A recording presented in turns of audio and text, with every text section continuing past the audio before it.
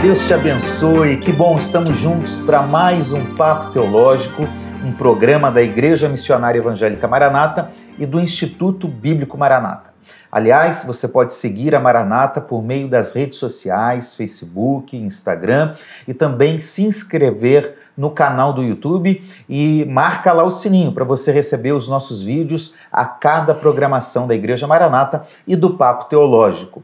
Hoje nós estamos aqui para tratar de um tema muito especial. O tema é: Deus endureceu o coração de Faraó ou ele teve escolha? E para tratar desse assunto, nós estamos aqui com o pastor Patrick, pastor na Igreja da Tijuca. Tudo bem, pastor? Tudo bom, pastor Assir, pastor Ayrton, Marcos, vocês que estão conosco. Vamos descobrir se Faraó teve participação nisso, ou foi Deus que endureceu, ou foi o Faraó que endureceu. Enfim, até o final desse programa a gente vai descobrir isso direitinho. Pastor Ayrton, da Igreja do Recreio, tudo bem? Seja bem-vindo. Tudo bem, é um prazer mais uma vez estarmos juntos. Esperamos a bênção de Deus mais uma vez nesse programa. E estreando hoje, gente, no nosso programa, no nosso Papo Teológico, o Marcos Poeta, que é professor do Instituto Bíblico Maranata em Jacarepaguá, foi também em Caxias, está aqui conosco hoje. Seja bem-vindo, Marcos. Obrigado, estou muito feliz em estar nesse momento aqui compartilhando com os irmãos, pastores, né? E é um assunto que é muito importante, surgiu inclusive uma pergunta parecida em uma das aulas na escola bíblica. Então, acho que é muito importante a gente rever e ver esse assunto constantemente. Vale a pena lembrar, Marcos, que a reflexão que nós vamos fazer aqui partiu de uma ação sua, né? Então, o tema tem tudo a ver com você. Nós já queremos agradecer por isso. Não que ele seja o Faraó, não é isso, né? Muito bem. Eu sou o pastor Assir, pastor da Igreja de Caxias. Seja muito bem-vindo. Nós vamos iniciar orando, como sempre fazemos. Lembrando que se você tiver alguma pergunta ou algum comentário, só deixar aí nos comentários do YouTube e, quando possível, nós vamos responder. Pastor Patrick, o senhor pode começar orando, por favor? Obrigado mais uma vez pelo Senhor, não existe disso não. Jesus, muito obrigado, Senhor. Ó Deus. Muito obrigado pelas nossas vidas, por cada um que está conosco, através da tela, computador, do celular. Pedimos graça do Senhor, para que o Senhor nos ajude a conhecer a Tua Palavra, nos aprofundarmos nela e que, de alguma maneira, Senhor, esse estudo, essa reflexão seja bênção para cada um que está conosco, Pai. É a nossa oração grata e confiante no Senhor, em nome de Jesus. Amém. Amém. A partir do nosso tema, a questão que nós queremos abordar é porque existem alguns textos bíblicos no livro de Êxodo que dão a entender que o coração de Faraó estava endurecido. Já outros textos bíblicos dão a entender que Deus endureceu o coração de Faraó. Aí entra a questão: qual é a verdade? A Bíblia está se contradizendo? Como nós podemos descobrir qual é a verdade por trás dos textos bíblicos para entender se o coração de Faraó estava endurecido ou se foi o Senhor que endureceu? Essa é a nossa temática de hoje, gente. E aí eu queria começar, como sempre fazemos, perguntando qual a importância de nós estudarmos. Por que nós temos que tratar textos bíblicos, e em especial este texto que nós estamos lendo, pastor Patrick? Bem, eu acredito que por vários motivos, né? O primeiro que a gente poderia, de repente, destacar é a questão que, por trás dessas perguntas, né, do texto bíblico em si, os textos trazem consigo doutrinas, por exemplo, sobre os decretos de Deus, sobre eleição divina, sobre livre-arbítrio, se o homem tem ou não tem liberdade. Então, respondendo essas perguntas, a gente vai conseguir também traçar e alinhar essas doutrinas bíblicas, que nunca podem ser feitas a partir de um texto isolado. Então, esse texto vai ser analisado junto com outros da própria Bíblia Sagrada. Então, a questão do decreto divino, eleição divina, livre-arbítrio, está diretamente ligado, está estabelecido na questão desse texto. Então, é muito importante. Tem desdobramentos enormes, né? Claro, em toda a doutrina bíblica, né? Exatamente. Pastor Ayrton. Esse é um texto fundamental da história do povo de Deus. E a teologia, exatamente baseada nas Escrituras Sagradas, se é um texto importante para a história do povo de Deus, e cabe um debate, um papo teológico sobre isso. Muito bem. Marcos. Então, olhando de um ponto de vista mais superficial, às vezes parece que tem uma contradição bíblica, né? Nesse termo aqui. Deus endureceu, Deus não endureceu, Deus decide pelo ser humano, não decide pelo ser humano.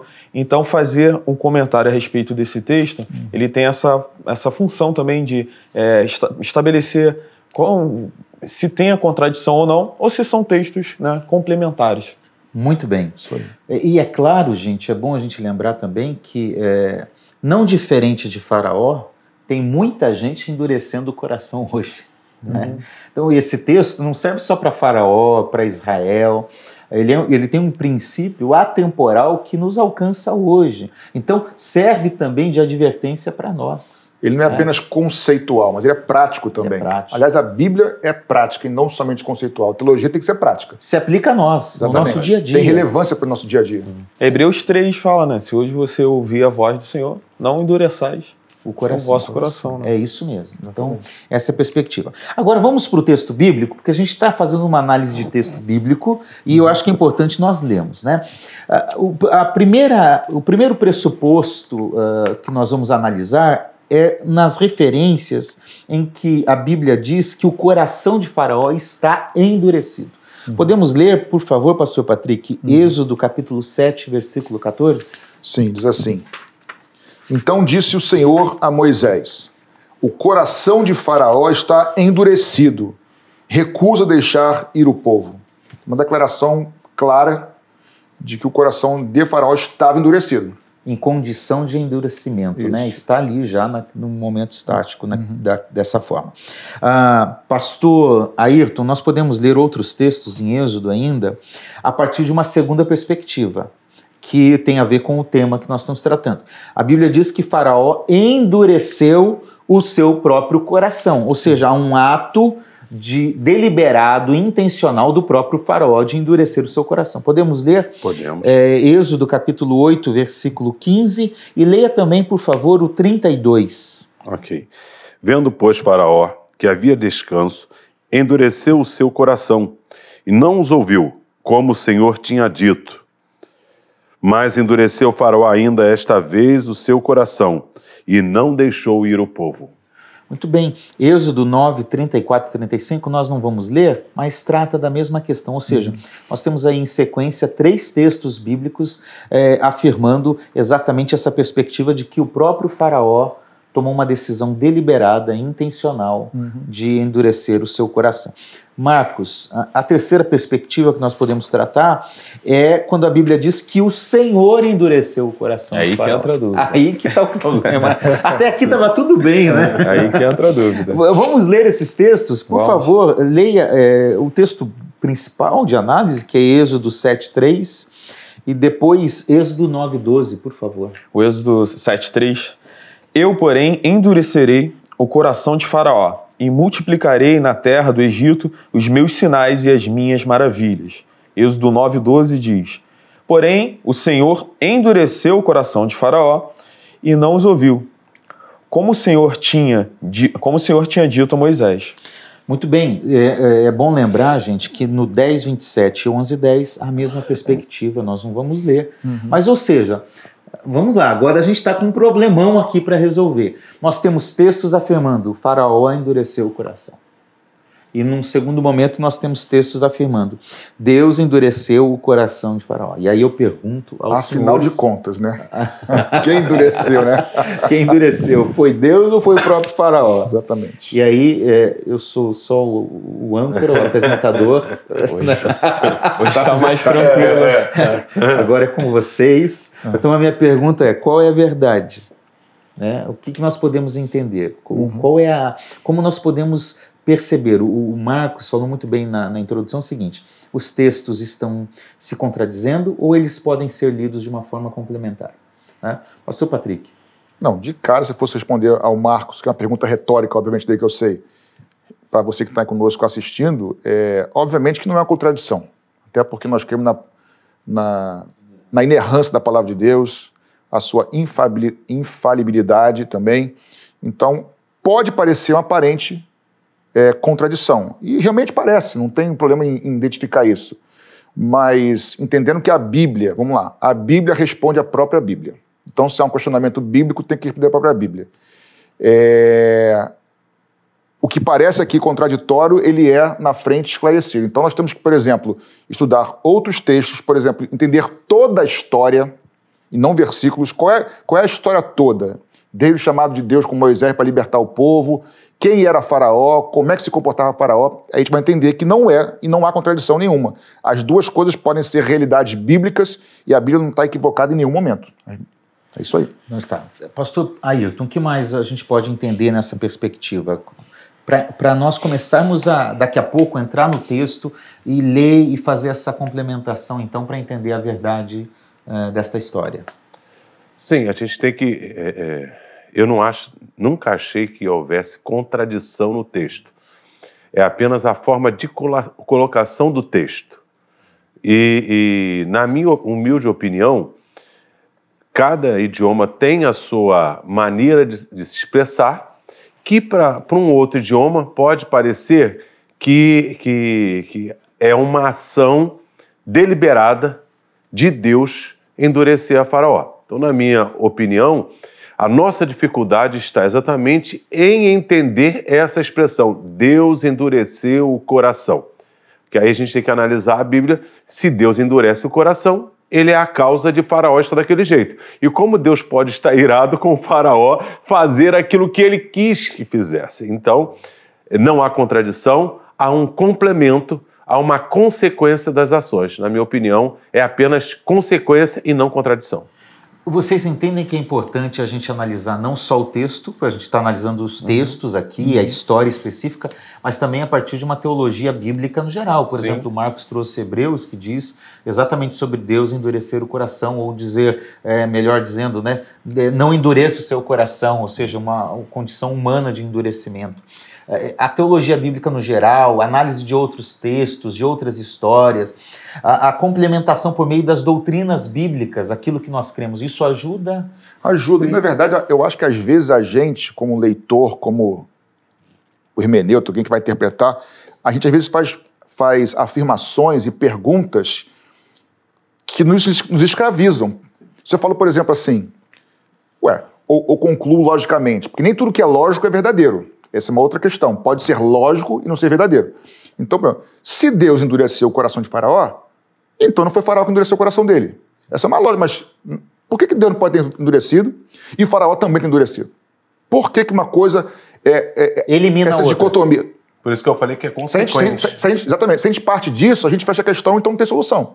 Mas pensando que é possível Deus endurecer e é possível também Faraó, daqui a pouco a gente vai falar um pouquinho sobre isso, como isso acontece, você vê que não há contradição, e sim as coisas são complementares, como o Marcos falou, né? Marcos, as informações diferentes não precisam ser divergentes, é isso? Exatamente. E acho que esse que é o papel da interpretação bíblica dos mestres, né? É olhar para esses textos e a gente sempre parte na interpretação bíblica, na nossa cosmovisão, a gente sempre parte da inerrância da Bíblia. Então nós olhamos, parece contraditório, mas partindo do pressuposto que não é contraditório, vamos analisar o contexto, ver outros versículos, não analisar o versículo isoladamente, e assim conseguir chegar aí a uma solução para esse texto. Essas expressões, a dificuldade que nós temos, por exemplo, Deus se arrependeu, mas outra parte vai dizer que Deus não é homem para que se arrependa. A questão é em que contexto está dito isso e o que é arrepender-se. Deus não se arrepende no sentido de ter peso pelo pecado cometido, mas Deus pode agir diferente. Quando a linguagem vem para a gente, dá a impressão que Deus se arrependeu como nós nos arrependemos, mas não é isso que o texto está dizendo. É um pesar no coração de Deus em Gênesis quando olha a maldade do homem. Então, essa expressão Deus endureceu e Faraó endureceu também é uma expressão que tem que ser analisada com o hebraísmo ali, esse peso, né? Deus, por quê? Eu sempre olhei para esse texto e analisando com uma forma simples, como se fosse ensinar para uma criança. Você tem alguém que não gosta de outra pessoa. Eu não preciso entrar no coração daquela pessoa e falar, não goste dela. Cada coisa boa que eu fizer para essa outra pessoa, o coração dela endurece. Então, numa forma simples, mas o Ayrton endureceu o coração, porque quando ele dá um presente para aquela outra pessoa, que é odiada por essa, o que vai acontecer? O coração dela fecha. Olha só, por que essa pessoa é mais amada? Por que ela ganha presente e eu não? Deus, sendo presciente, Deus, quando abençoa, sabe que o coração do outro vai endurecer. Então, na minha opinião, quando o hebraísmo usa isso, endurecer o coração, com os olhos humanos, opa, Deus endureceu. Mas na lógica divina, basta Deus abençoar aquele que Faraó odiava, que ele automaticamente endurecia o coração de Faraó. Na verdade, assim, não sei se vocês vão concordar, mas quando a gente fala sobre, pegando esse gancho do pastor Ayrton, né, de uma ação, né, você falou, às vezes um pai com 2 filhos, que dá até citei isso antes do programa, né, o Assir tem 2 filhos, por exemplo, aí ele fala assim, vocês não vão poder mais assistir Netflix porque vocês não estão estudando. Aí um filho fala assim, cara, não vou estudar. Aí vai estudar para poder... O outro se rebela, briga com tudo, não sei o quê. Aí fala assim, tá vendo, o Assir incitou o coração do filho, botou raiva no coração do filho. Não, mas a mesma atitude gerou comportamentos diferentes nos dois. Sim. Então, mas assim, o que está por trás disso, aí a sua primeira pergunta, qual é a relevância? Posso complementar? Pode. Enquanto o Faraó endureceu o coração, Ciro, em outro império, em outro contexto depois, foi um instrumento do Senhor. Sim. É a mesma atitude que gera reações diferentes nos dois, né? Mas aí a questão é a seguinte, pegando o gancho disso, o que está por trás disso não é... Quando o texto diz que Deus... Porque eu acho que para você que está conosco e para nós aqui, Faraó endureceu seu coração, é tranquilo de entender. Isso aí é tranquilo. Ele não quis endurecer o coração, rejeitou. Mas quando fala Deus endureceu, aí entra a questão para nós mais difícil. A pergunta é, o fato de Deus endurecer, eu vou abrir um pouco a conversa, tá? Rouba de Faraó o livre-arbítrio? Porque essa é a crise do negócio.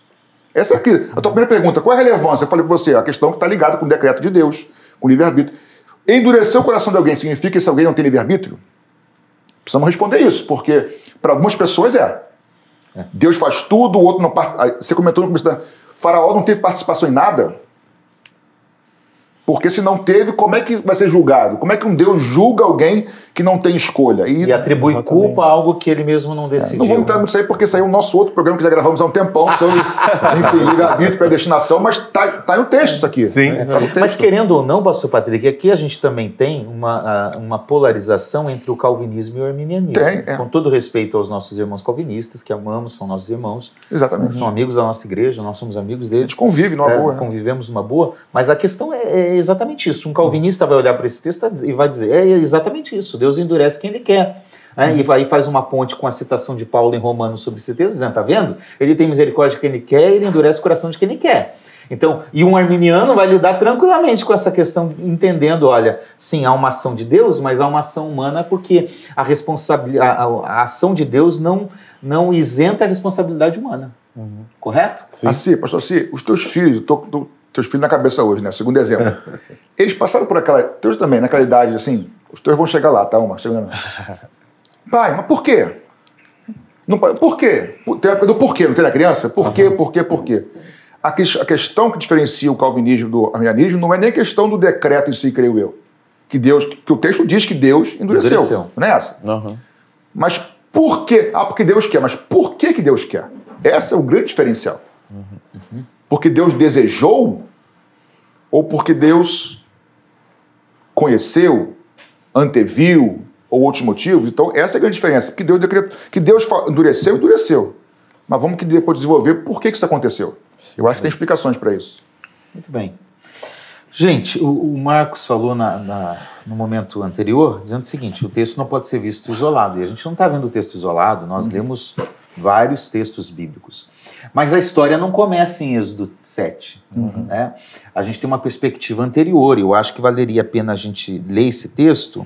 Marcos, se você puder abrir a sua Bíblia, em Êxodo capítulo 3, versículo 19 e 20, porque ali no início do livro do Êxodo, onde nós temos ainda o momento do chamado de Moisés, o início de tudo, nós podemos trazer uma informação importante da Bíblia que vai apontar para entendermos melhor o capítulo 7, o 8, o 9 e o 10 que nós lemos já nos textos anteriores. Tá. 19 e 20. Eu sei, porém, que o rei do Egito não vos deixará ir, nem ainda por uma mão forte, porque eu estenderei a minha mão e ferirei ao Egito com todas as minhas maravilhas que farei no meio dele. Depois vos deixará ir. Interessante, né? Interessante, né? Porque essa informação é fundamental para a gente entender os demais textos. Vocês concordam com isso? Qual a informação? Que Deus precisa saber.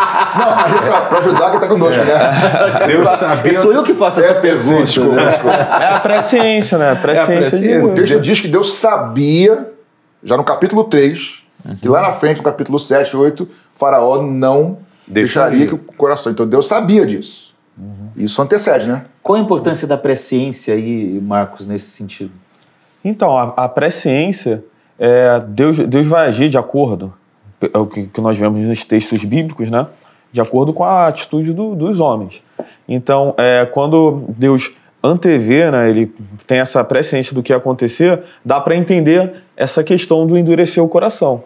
Porque, na verdade, Deus, ele sabendo como que Faraó agiria, ele já está falando aqui que multiplicaria, né, depois os sinais dele no meio do povo. Então tem essa questão da presciência explicar por que não é algo simplesmente sem a liberdade do Faraó. O Faraó, ele tem a liberdade da atitude dele, né? De ouvir. Mas Deus já sabia qual seria a escolha de Faraó. É basicamente isso. A presciência como um pré-conhecimento, ou seja, quando nós usamos o termo presciência, nós estamos dizendo, Deus conhece tudo antecipadamente. Conhece os nossos caminhos. Conhece os nossos caminhos. Mas, o que está acontecendo aqui agora, ele já conhecia, ele já sabia. Mas aí, assim, por exemplo, nossos irmãos calvinistas, que nós, de novo, nós amamos, respeitamos, eles vão dizer que Deus, argumento deles, tá? Que Deus sabe por antemão, que ele sabe presciência, porque assim Deus deseja.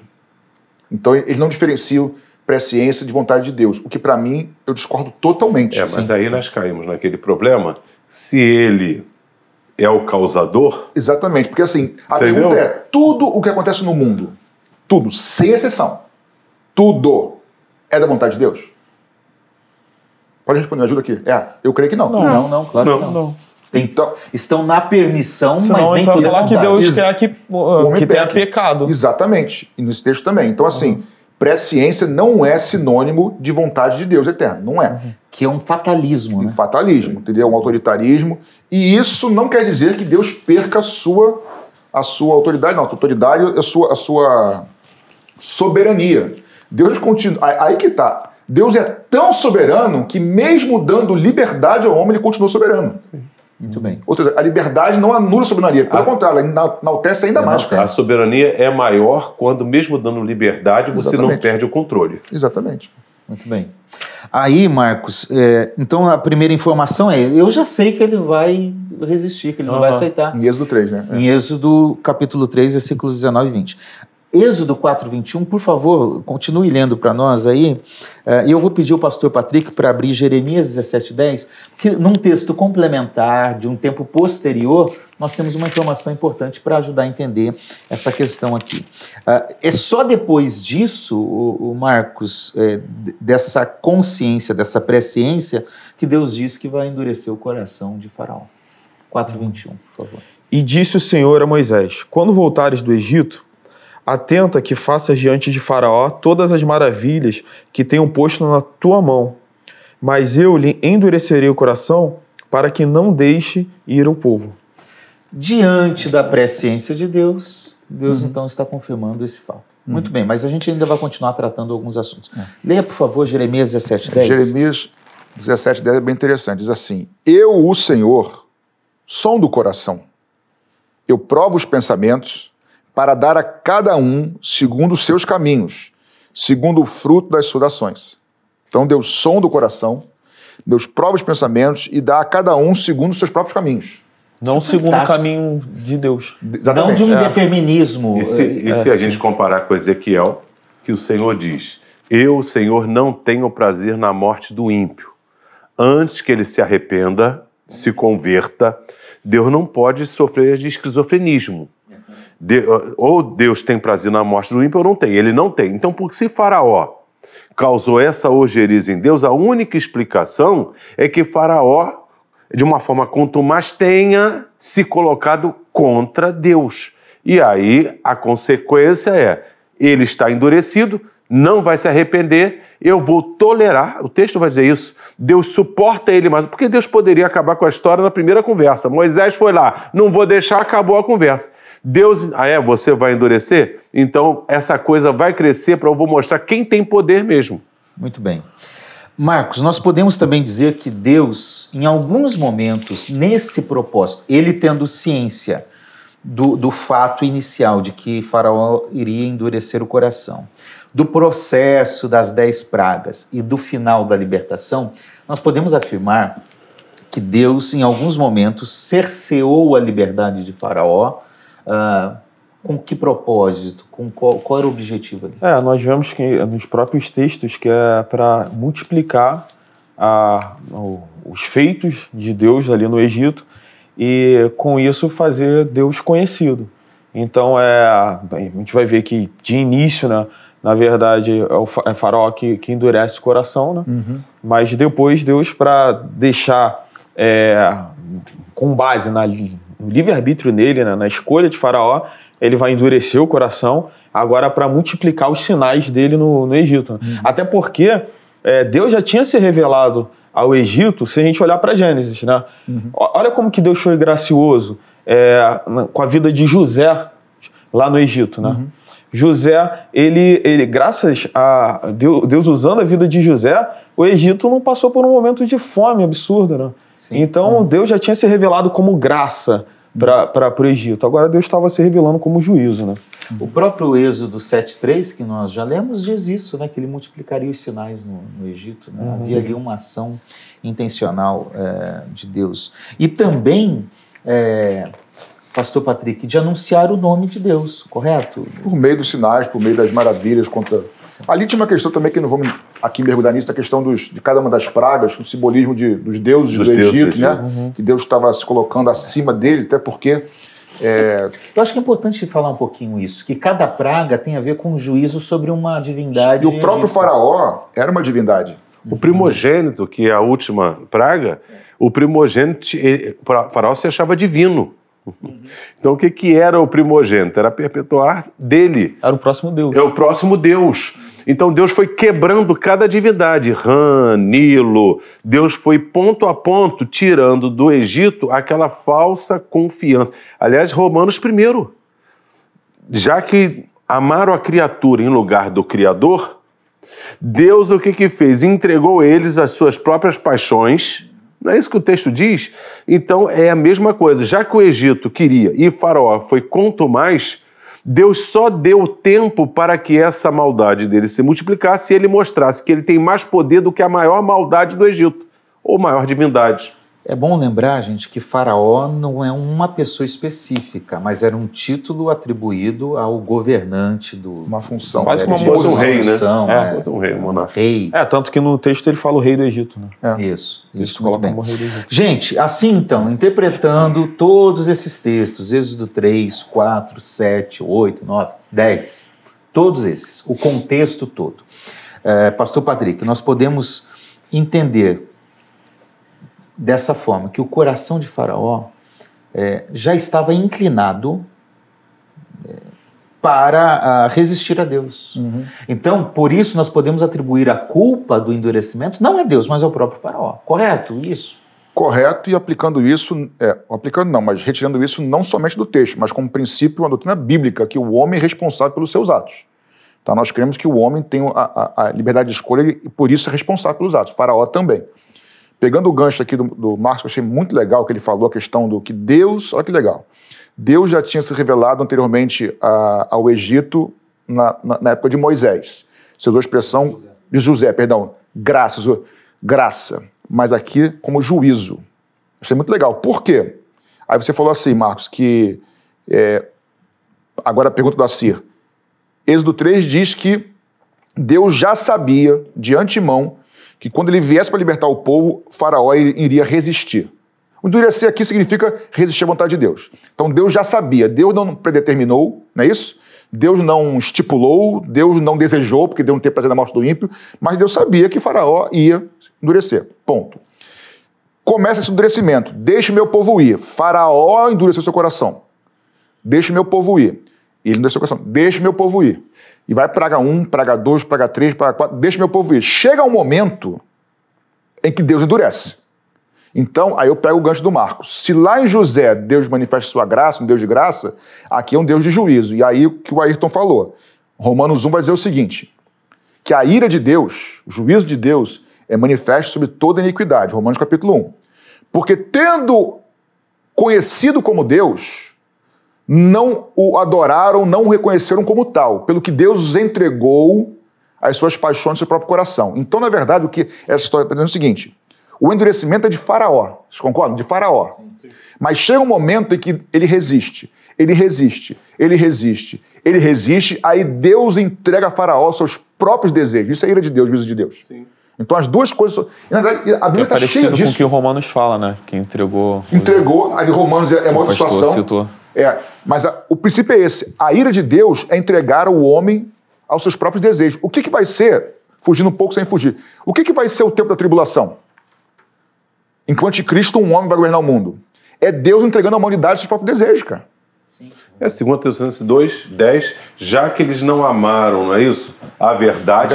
Deus. Aliás, Apocalipse também lá, né? Quando termina o Tessalonicenses 2:10, não, Deus entregou, não é isso? Já que eles não amaram a verdade. Exatamente, já que eles não creram no amor da verdade, rejeitaram, Deus lhes entregou o espírito de engano que viria, que é exatamente o texto que está falando do anticristo. E quando a gente vai lá, é flagelo em Apocalipse, tudo está acontecendo e diz que eles não se arrependeram das suas más obras. É que a gente pensa que uma pessoa, que se Deus agisse numa pessoa e a pessoa fosse má, muito má, não tinha como ela não retornar. Mas a Bíblia diz que existe essa possibilidade de Deus estender. Isaías 65, todos os dias estendi as minhas mãos a um povo rebelde e contradizente. Ou seja, Deus estendendo, a graça de Deus chamando, e esse povo não quer. Faraó é o típico caso de alguém, ou porque confiou na divindade, ou porque quem é o Deus desses escravos para querer subjugar os meus deuses, não só a divindade do grande império grande império do Egito. Uma coisa é certa: Faraó tipifica o arqui-inimigo, não é isso? Da fé, que é o maligno, o diabo, que é aquele que se opõe a tudo que se chama Deus. Sim. Então Deus permite a Faraó, naquela história de Israel, Deus ia tirar o povo do Egito, sim. Gênesis diz isso. O teu povo será escravo, Abraão, por 400 anos. Mas eu tirarei esse povo. Então, quando chegou o momento de Moisés, o que Faraó está fazendo? Gente, Faraó está matando as crianças hebreias. Não é isso? As crianças estão sendo mortas, jogadas no Nilo. Sim, a gente sabe que Faraó não era um homem inocente, não era um homem mau. Não. Que estava oprimindo o povo hebreu. Ele escravizou o próprio povo. Quantos. E outra coisa, ele vai de uma forma quanto mais, e Faraó aí tem a dinastia, né? Nós temos as dinastias dos faraós ali. Essa dinastia, ela se levantou, diz lá no texto, porque não conheceram a José. Quer dizer, quando José estava ali, olha, Deus abençoou, o Deus de José, tu és semelhante a filho dos deuses, essas coisas. Esse faraó chegou domínio, maltrata o povo de Deus. E quando Deus dá uma ordem, o Criador do universo, o que deu vida ao homem, o que livrou o Egito da escassez, ele diz, nós confiamos nos nossos deuses. Não, se arrepende. Não. É isso que você quer? Então eu vou mostrar o meu poder em você. De uma forma pedagógica, então, Faraó poderia ter poupado o Egito das pragas. Sim, se ouvisse. Se tivesse ouvido ao Senhor, mas ele não fez isso. Então Deus foi trabalhando pedagogicamente, paulatinamente, né? Um processo, um pouco a cada dia, a cada momento.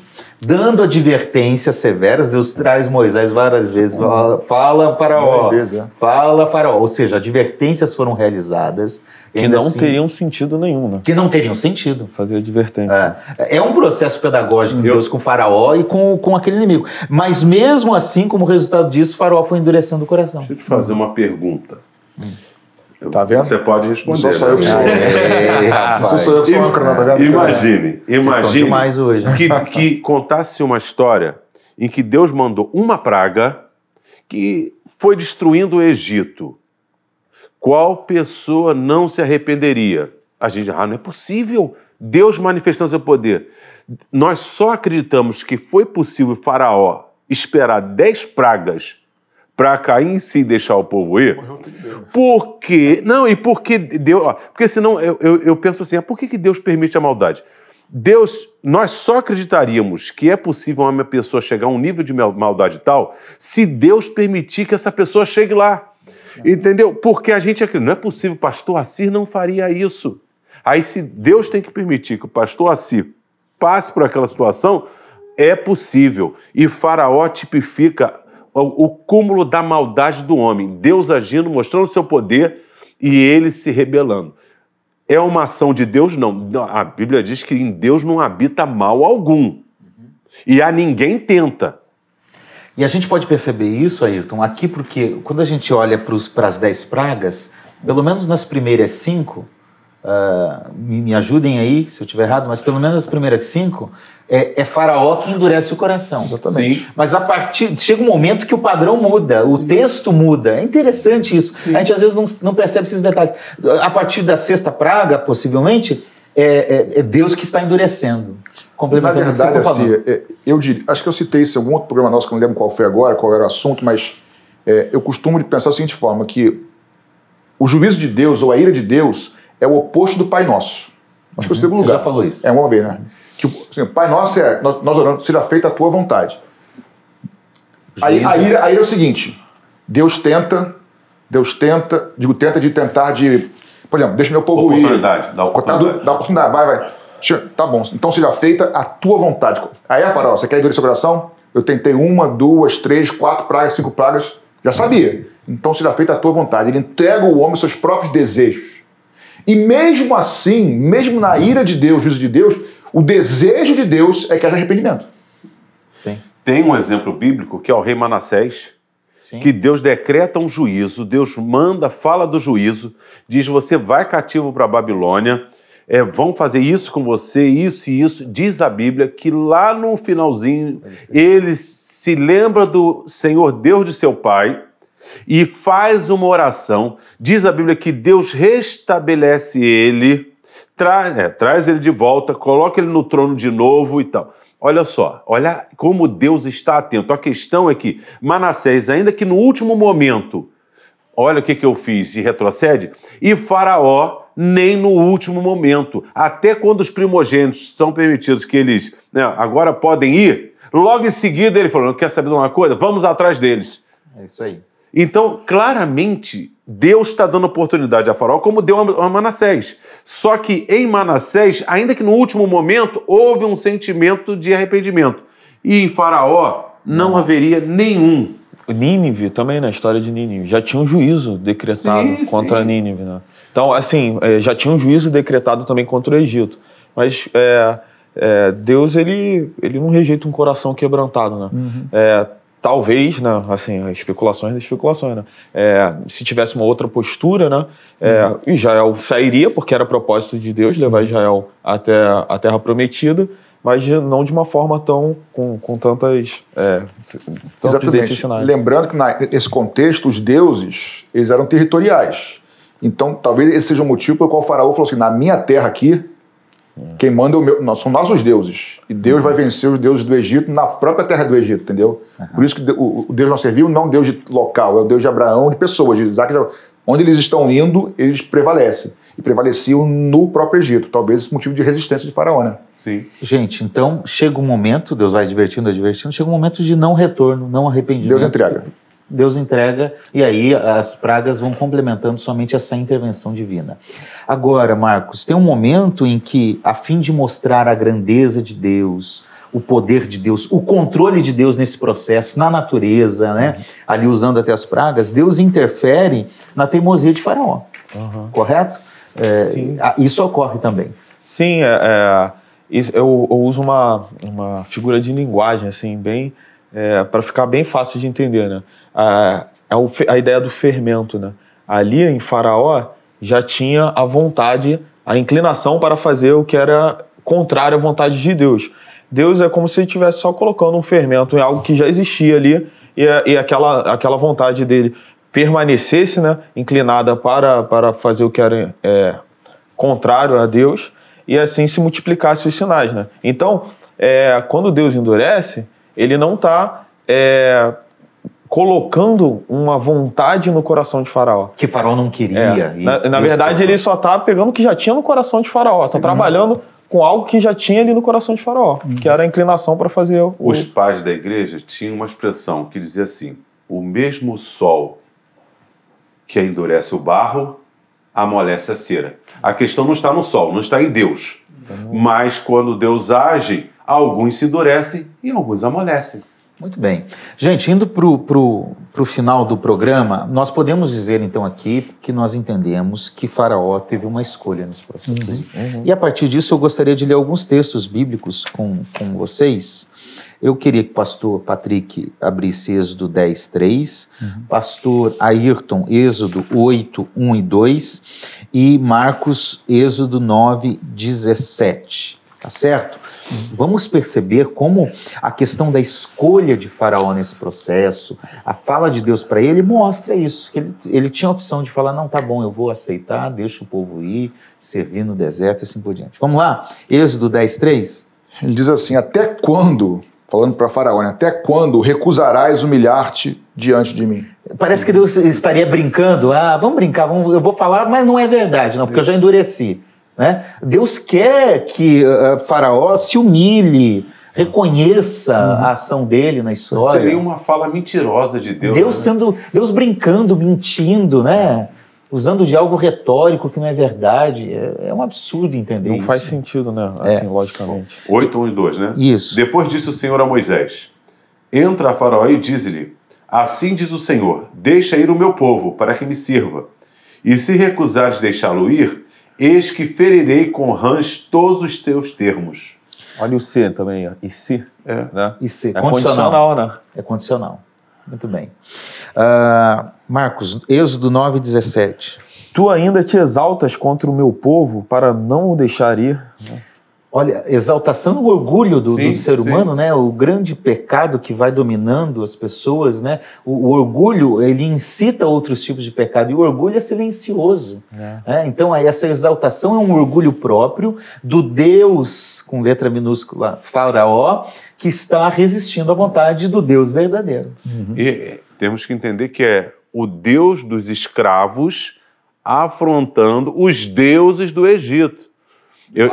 Eu vi um documentário de um americano falando sobre, quando você pega a arqueologia, tem um momento da história que, na época de Abraão, por exemplo, que existiam famílias no Egito que dominavam. Faraó era um poder similar. Aí mostra que houve um momento da história que, de repente, Faraó fica muito maior do que as famílias. Exatamente na época de José, quando Faraó, por causa de José, começa a comprar as terras das famílias. Então, nesse momento é que Faraó se sente uma divindade que domina sobre tudo, porque ele comprou o Egito todo. E aí, quando chega nessa época, é o Deus daquele povo que comeu do Egito, né, afrontando essas divindades aqui que dominam o mundo. E ele não aceita isso, até porque ele se sentiu uma divindade. Deus também está se mostrando para o povo do Egito, não só para Faraó, né? Porque, como a gente vê, né? Deus já tinha se revelado, a gente viu lá em Gênesis, e agora ele estava mostrando como que o Deus do Egito não é Deus. Como que o Deus do Egito não é capaz de suprir as necessidades do povo do Egito, né? Então que existe Deus... Na sua própria terra, né? Na sua própria terra. Exatamente. Gente, também a gente trabalhou aqui o aspecto bíblico, né, hermenêutico, a interpretação do texto, a teologia bíblica, mas tem um aspecto histórico também, né? Flávio Joséfo, um historiador conhecido, que não tem nada a ver com a fé cristã, por exemplo, né, mas é um historiador do povo judeu, que é do ano 37, né, depois de Cristo, ele fala sobre essa situação, sobre essa história, né? Nós poderíamos ler, pastor Patrick, essa aplicação dele, esse texto de Flávio Joséfo, por favor? Podemos. Ele diz assim: mas bem que ele, referindo-se ao faraó, lhes compreendeu o motivo das pragas no Egito, e a sua malícia foi tão grande que continuou a se opor à vontade de Deus. Então ele reconhece que o próprio faraó foi quem se opôs, né, à vontade de Deus. E que ele entendeu, né? E que entendeu, exatamente. Porque se fosse algo externo, ele não entenderia, né? Se fosse algo de... Deus colocou isso no coração, ele não teria entendimento. Mas ele entendeu o que estava acontecendo. Gente, como a gente pode, então, concluir aqui o nosso programa? Vamos para o final. E o que vocês... Como que nós podemos fechar aí? Um de cada vez para os três. Eu diria o seguinte, o caráter de Deus é imutável. Deus não pode mentir. Ele não pode dizer que ama a todos e não ama. Ele não pode dizer que dá oportunidade a todos e não dá.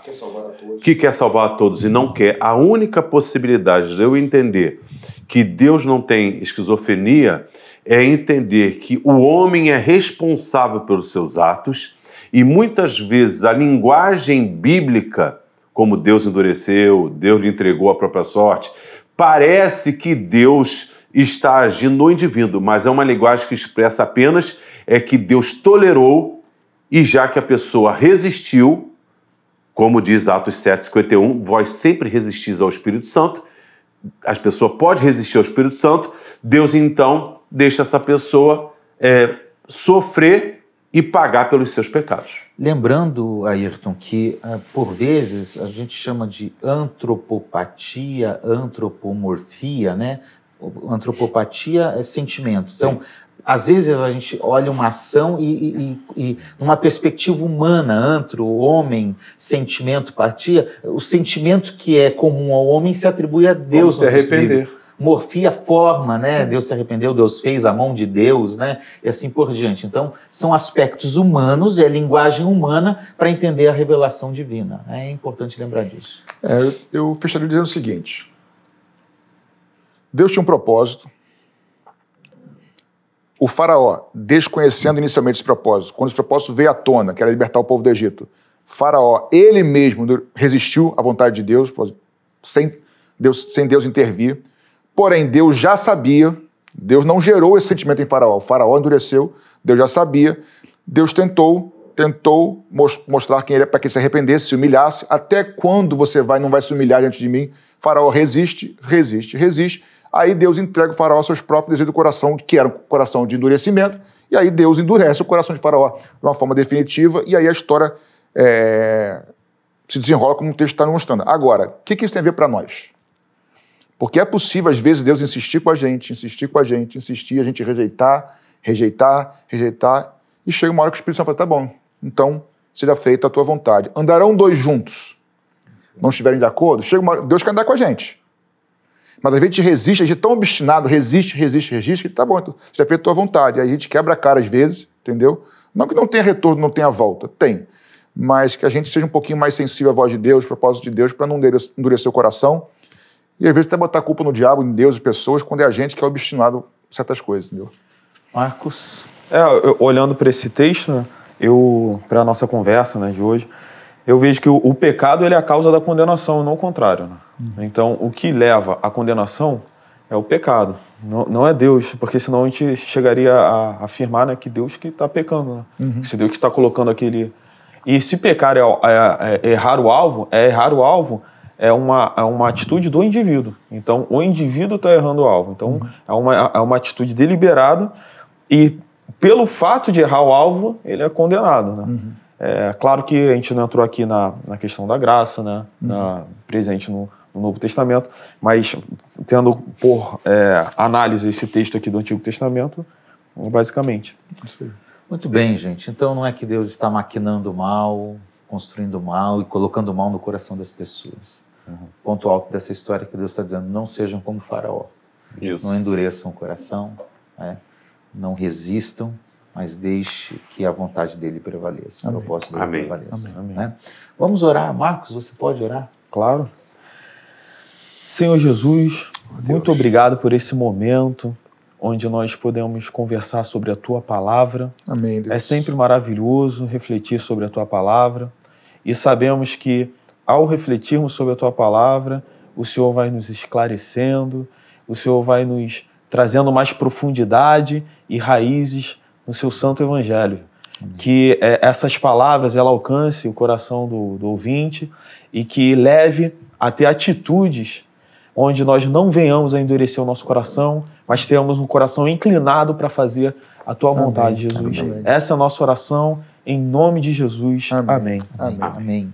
Lembrando a todos que esse é um programa da Igreja Missionária Evangélica Maranata e esse programa tem sido apoiado, sustentado, junto com as demais ações da igreja, por meio de pessoas que têm ofertado, contribuído, por meio de dízimos e ofertas que são recebidas. Você está vendo na sua tela agora as contas da igreja, a chave Pix. Você pode fazer parte dessa obra, contribuindo, ofertando, fazendo parte desta construção do Reino de Deus por meio desta tecnologia que tem alcançado muita gente em muitas regiões, não só do Brasil, mas também em outros países. Então, participe conosco disso, contribua, faça a sua parte para juntos continuarmos crescendo na obra de Deus, tá certo? Gente, muito obrigado por mais esse dia. Marcos Poeta, muito obrigado por ter participado conosco. Obrigado por chamar, gente. Me sinto honrado. Foi bom, né? Tá aprovado, tá? Foi bom. Foi bom. Mas não endurece o coração, não. Tá? Não. E a você que esteve conosco, Deus abençoe e até o nosso próximo Papo Teológico. Tchau, tchau. Deus te abençoe. Tchau, tchau.